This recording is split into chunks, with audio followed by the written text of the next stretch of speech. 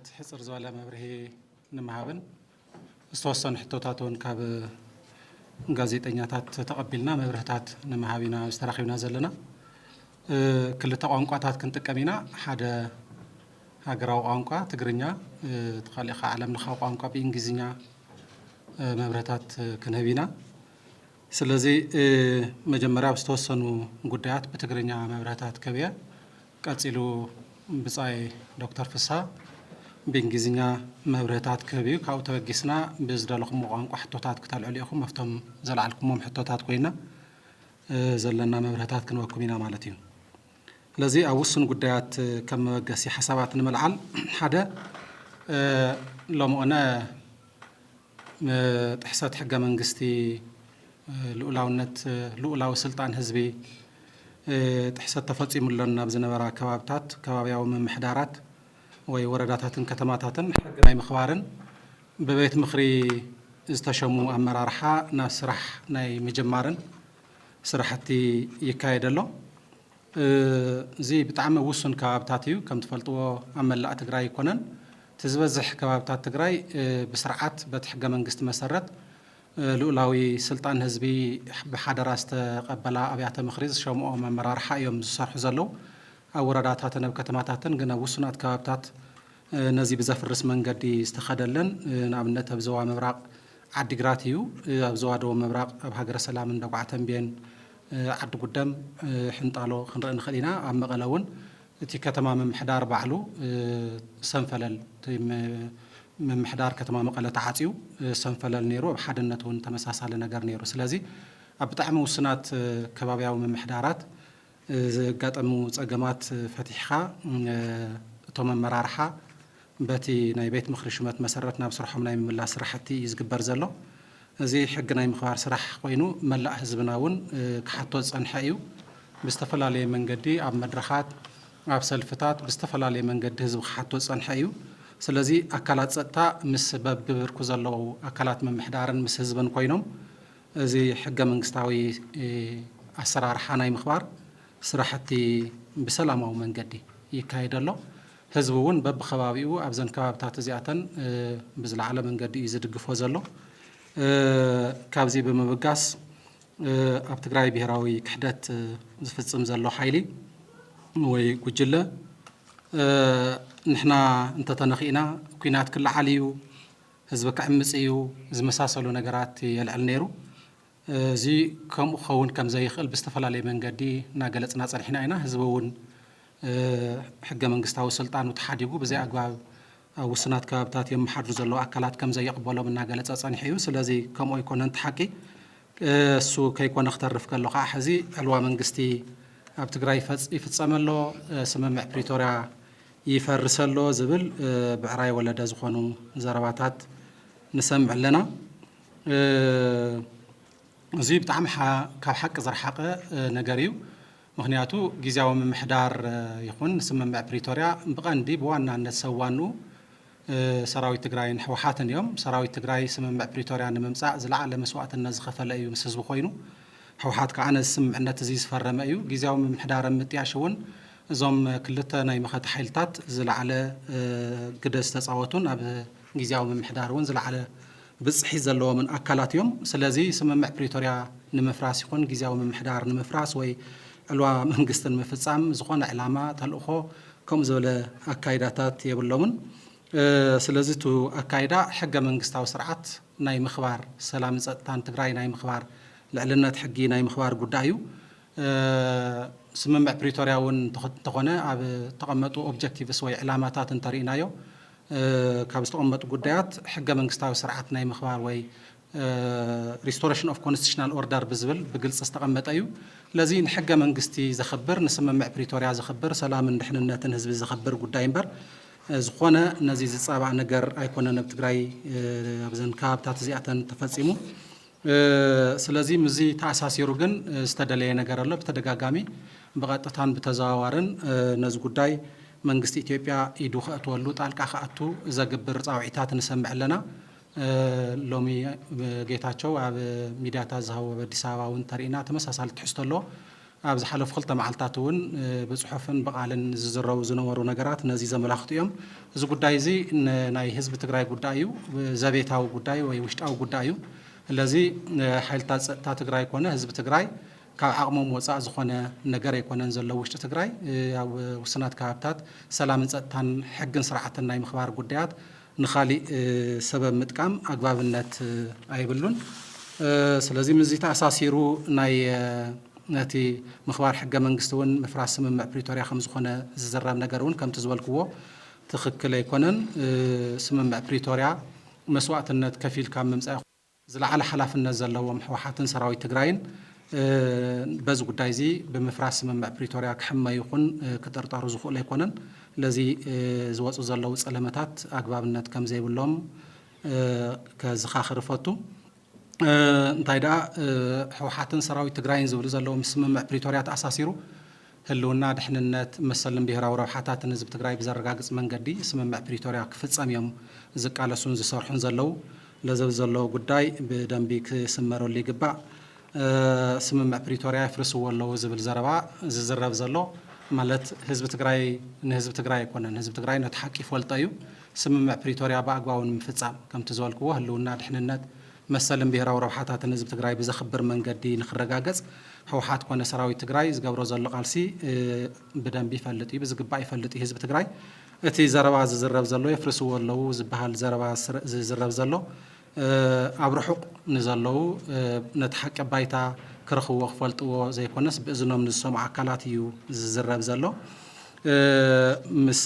ተፈናቐልቲ ምስ ዲዲኣር ተኣሳሲሩ እውን ሓደሽቲ ዘረባታት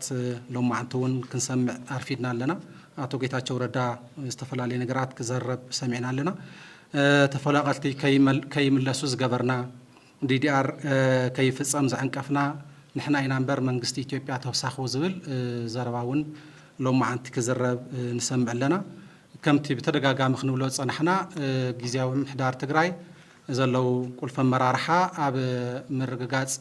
ልኡላዊ ግዝኣት ትግራይ ማለት እውን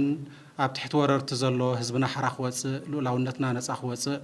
ዝተፈናቐሉን ዝተሰደቱን ወገናትና ናብ መረበቶም ኣብ ምምላስ ካብ ስምምዕ ፕሪቶሪያ ወፃእ ብዝኾነ መንገዲ ምስ መንግስቲ ኢትዮጵያ ኣብ ብሄራዊ ኮሚቴ ዝበሃል ኣትዮም ትልሚ ብምውፃእ ናብ ሪፈረንደም ብዝኸይድ መንገዲ ይመርሕዎ ኣለዉ ኣግባብነት የብሉን ዝብል ቃልስና ገበርና ፀኒሕና ኢና ሎማዓንቲ ተኣሚኑ ኣሎ ብግልፂ ኣሚኖም ኣለዉ ትልሚ ውፂና ነርና ኢና ከይፍፀም ዝገበርና ተፈናቐልቲ ምምላስ ከይፍፀም ዝገበርና ንሕና ኢና ዝብል ዘረባ ተዘሪቡ ኣሎ ኣብ ዲዲኣር እውን ከም ውድብ ይኹን ሰራዊት ትግራይ ህዝቢ ትግራይ ኣብ ትግራይ ዘለዉ ዕጡቋት ክወፁ ድሕንነት ናይ ህዝቢ ክሕለ ብመሰረት ስምምዕ ፕሪቶሪያ ስለዚ ዲዲኣር ክፍፀም ይግባእ እምበር ህልውናን ድሕንነትን ህዝቢ ትግራይ ኣብ ሓደጋ እናሃለወ ዕጡቋት ከይወፁ እናሃለዉ ዲዲኣር ከመይ ገይሩ ይፍፀም ዝብል ሕቶታት ይኽልዓል ፀኒሑ ለዚ ሎማዓንቲ ግን ከም ሰማዕኹሞ ዲዲኣር ቀልጢፉ ክፍፀም ኣለዎ ዝብል እዚ እውን ክንዕንቅፎ ፀናሕና ንሕና ኢና ዝብል ዘረባታት ይስማዕ ኣሎ ሓላፍነት ዝጎደሎ እዩ ስለዚ ምስ ተፈናቐልቲ ተኣሳሲሩ ወይ ተፈናቐልትን ዝተሰደቱ ወገናትናን ዝምልከት ከም ሕወሓት ዝሓዝናዮ ቅዋም ብተደጋጋሚ እናገለፅና ፀኒሕና ኢና ሕዚ እውን ንምድጋም ዝኣክል ኣብ ትግራይ ዝወረሩ ሓይልታት እቶም ዕጡቋት ይውፅኡ ዘይሕጋዊ ምምሕዳራት ይፍረሱ ሓደሽቲ ሰፈርቲ ናብ ዓዶም ይመለሱ ስለዚ ዝተፈናቀሉን ዝተሰደቱን ወገናት ህዝብና ናብ መረበቱ ይመለስ ስታተስ ኳ አንተ ወይ ናብ ቅድሚ ኩናት ናብ ንቡር ንመለስ ናይ ወሰን ይኹን ናይ መንነት ሕቶ እንተሃልዩ ብመሰረት ሕገ መንግስቲ እዩ ክቐርብ ዝግብኦ ዝብል ቅዋም ሒዝና እናተቃለስና ኢና ፀኒሕና ለዚ እዚ ግልጽ ዝኾነ መትከላዊ ዝኾነ ቅዋም እዩ ካብ ዝወፃእ ብዝኾነ መንገዲ ኣብ ጊዜያዊ ምምሕዳር ዘለዉ ሰባት ይኸደለዉ ዝብል ዝነበረ ሎማዓንቲ ብግልፂ ወፂኡ ኣሎ ማለት እዩ ስለዚ ኣብ ትግራይ ከምቲ ዓንተወይ ዝበልክዎ ኣብ ትግራይ ዝግበር ዘሎ ኣብ ዝተወሰኑ ከባብታት ዝተጀመረ ሕጊ ናይ ምኽባር ምንቅስቃሳት ነዚ ሽፋን ጌርካ እቲ ጉዳይ ንድሕሪት ናይ ምምላስ ከይዲ ዝረአ ዘሎ ኣግባብነት ዘይብሉን ትክክለኛ ዘይኮነን እዩ ምስ ዲዲኣር ተኣሳሲሩ እውን ዓንተወይ ዝተንከፍክዎ ትግራይ ዝወረሩ ዕጡቋት ኣለዉ ኣብ ዝተፈላለዩ ከባብታት ትግራይ ኣብ ምዕራብ ኣብ ሰሜን ኣብ ደቡብ ኣብ ጸለምቲ ዝተፈላለዩ ከባብታት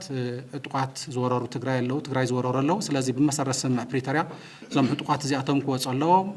ብመሰረት ስምምዕ ፕሪቶሪያ እውን وحس دحنناتنا حزب تግራይ كحلو الله سلازي كاب استبقيسكا DDR كفصام يخእል እዩ ዝብል ዝሓዝናዮ قوام DDR معንቃፍ ኣይኮነን ነይሩ هذه DDR نعنقف نيرنا زبل زقرب زلو أقبابنا تيولون توي ቁልፍ ጉዳይ ክባሃል ዝደለየ ግን ብዝተፈላለየ እዋናት ከም ዝገለጽናዮ ሰራዊት ትግራይ ኣብዘይ እዋኑ በቲንካ ህልውና ድሕንነትን ትግራይ ወይ ህዝብ ትግራይ ኣብ ሓደጋ ናይ ምውዳቕ ምንቅስቃስ ከም ዝኾነ ብግልጽና ገለጽና ጸኒሕና ኢና ናይዚ ከም መቐጸልታውን ስልጣን ዘይብሎም ሰባት ቁልፍ መራሕቲ ሰራዊት ብምእጋድን ብምብራርን